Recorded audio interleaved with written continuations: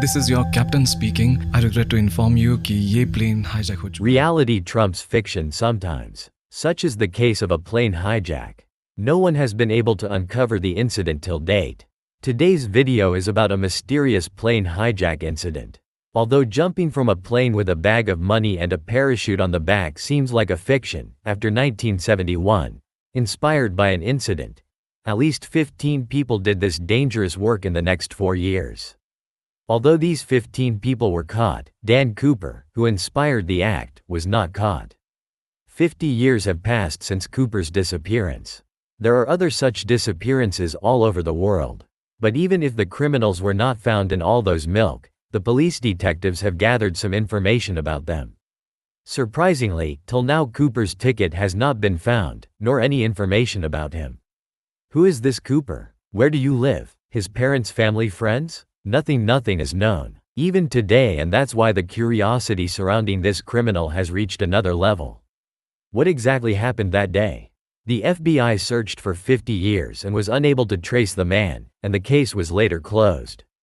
The incident began on November 24, 1971. A man in his mid-40s wearing a white shirt, black tie and business suit. Northwest Orient Airlines booked a one-way ticket from Portland Airport in America to Seattle, Washington. The man identified himself as Dan Cooper. After leaving the plane, Cooper handed a piece of paper to a cabin crew member named Florence Schaffner. Schaffner ignored the matter and put the paper in his purse. At that time, Cooper whispered to her, "Miss, you'd better look at that note.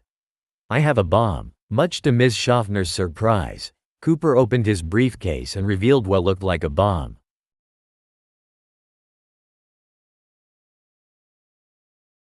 Then Mr. Cooper sent a note to the captain of the plane with some demands, where he demanded $200,000 and 4 parachutes, primary 2, reserve 2, for the release of the passengers. At the same time, he asked for a fuel truck to be placed at the Seattle airport so that the plane could be refueled. Pilot William Scott then spoke to authorities and confirmed the hijacking and demand. Northwest Orient President Donald Nira agreed to pay $200,000 as ransom for the passengers. Note: this $200,000 is managed by the FBI from various banks in Seattle. According to Cooper, there are $10,000 20 notes. And keeping in mind that the FBI managed to keep track of all the notes that started with L. And most were 1963A and 1969 series notes. After the plane landed in Seattle, Cooper released only 36 passengers in exchange for $200,000 and 4 parachutes. According to Cooper, the plane flew to Mexico City after dropping the passengers at Seattle Airport. Dan Cooper jumped out of the back of the plane a few minutes after 8 p.m. somewhere between Seattle and Reno with a parachute and ransom money. He unbuttoned his black tie on the plane before jumping. The next day, a military helicopter arrives at Dan Cooper's possible jump site.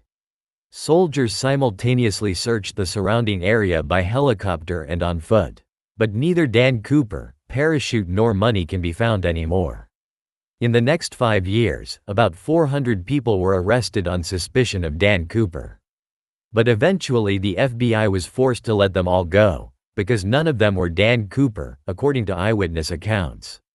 The FBI later released the serial number of the ransom dollars to the public and offered a large reward for the serial number and information. Although many claimed to have received these serial notes as far back as 1980, no one could show one that met all of the FBI's criteria. 9 years after the incident, in 1980, a boy named Brian Ingram was digging a hole in the sand near the Columbia River north of Portland and found 3 $20 bundles 3 inches below the sand. There was a total of $5,800 and all matched Cooper's serial. It was the first evidence of the Cooper mystery since 1971. On July 8, 2016, the FBI closed the case without solving the Cooper mystery. For 50 years, the case file, written in 60 volumes, is kept at the FBI headquarters in Washington as a historical monument. We may never know how 3 of the 1,000 bundles were separated and why they were buried under the sand on a riverbank 20 miles from the scene. Did Dan Cooper escape these 50 years alive or did he die while jumping? The FBI believes Cooper may have died during the jump. However, neither Cooper's parachute nor his body were found according to the experts. Cooper should not die if he has dive experience at least 6/7 times. How the name Dan Cooper became DB Cooper thanks to local papers and media. Even today, when DB Cooper is mentioned in various corners of the world, the unfinished mystery story is mentioned. Eric Ulis, who conducted extensive research on him, said that the man had become James Bond. This is how Cooper's urban folklore touches the style icon 007 of Rudeshwa's cinema. The one who jumped into the darkness of the unknown with $2 million in his pocket on a winter night in Konkan, can only be seen floating in these stories. Even after 50 years, people could not forget the story of the aimless man,